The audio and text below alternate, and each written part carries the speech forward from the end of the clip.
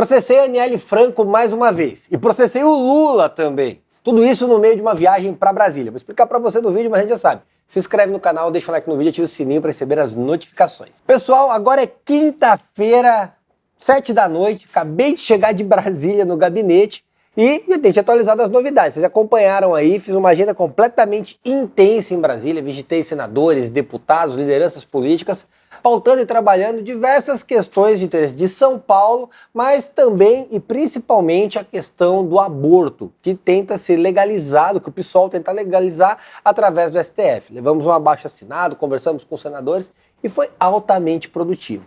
Porém, no meio de tudo isso, a gente está numa semana um tanto quanto conturbada. E vocês viram o rolezinho que a Aniele Franco fez com o avião da FAB para assistir o jogo do Flamengo, a derrota do Flamengo para o São Paulo aqui no Morumbi no último domingo. Naturalmente, isso é completamente imoral.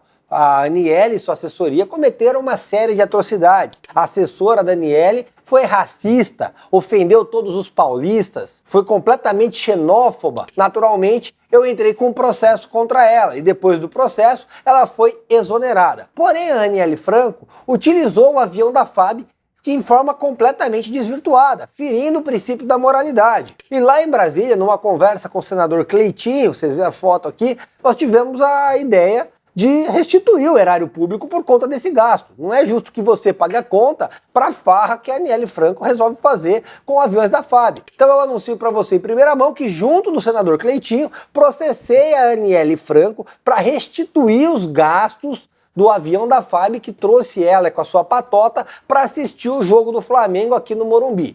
Esse é o primeiro ponto. Segundo ponto, o senhor Luiz Inácio Lula da Silva foi processado também. Ingressei hoje, pouco antes de gravar o vídeo, distribuir uma ação popular contra o Lula por conta do gasto de quase 300 milhões de reais no Ministério da Saúde com uma empresa um tanto quanto duvidosa. Eles contrataram uma microempresa que tem apenas um funcionário.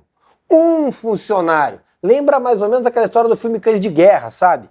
Um negócio de fachada, um negócio bizarro. 300 milhões de reais. Naturalmente não tem capacidade técnica para executar, para cumprir o contrato. Isso fede maracutaia. Dá para sentir o cheiro de maracutaia de longe. Ingressei com uma ação popular para suspender esse contrato. Espero ter êxito no processo, assim como tive, por exemplo, num gasto contra a Assembleia Legislativa na última legislatura, que queria gastar 50 milhões de reais de publicidade. Processei e ganhei da Assembleia, espero ganhar agora do Ministério da Saúde. Se a esquerda, se o Randolph adora usar o judiciário para ativismo judicial, eu vou utilizar o judiciário para fiscalização. É o que eu sempre fiz e vou continuar fazendo. Tem que fazer com primazia. E vale dizer que processar tem que ser feito com responsabilidade. Você tem que ter substrato, materialidade para processar. Quando você pega o histórico das minhas ações, tem uma grande quantidade de resultado positivo porque não há aventura jurídica. O processo é feito de maneira séria, pensada, com fatos, com fundamentos e, naturalmente, espero trazer esses resultados para você, porque é dinheiro nosso que está indo pro ralo, seja no jatinho para trazer a irmã da Marielle para assistir um jogo no Flamengo, seja agora em 300 milhões de reais ali no Ministério da Saúde.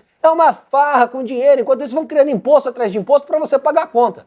Isso não dá para a gente admitir. Eu estou por aqui de pagar a conta da farra desses deslumbrados que estão no governo, dessa corja petista que simplesmente mete a mão no nosso bolso todo dia. Isso não dá. E sabe o que é pior? A Janja praticamente assumiu a vice-presidência. O Lula fez uma cirurgia, vai passar por uma cirurgia e vai ficar afastado. Fez aquele discurso que eles chamam lá de capacitista, né? Falando que ia ficar aleijado ao invés de muleta. Dá uma olhada no discurso dele.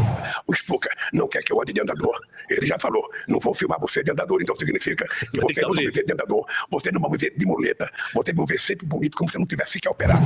Fico imaginando se fosse qualquer pessoa, qualquer conservador falando isso. Imagina se fosse eu, se fosse Bolsonaro, qualquer outro. A esquerda tá metralhando o cara. Como é o Lula, tá tudo bem, né? Só que nas minhas andanças por Brasília, eu notei que um pensamento que eu tenho aqui acontece muito lá em quem tá perto do governo. A alta cúpula do PT tá de saco cheio da Janja. Os caras engolem ela porque o Lula é capacho da Janja.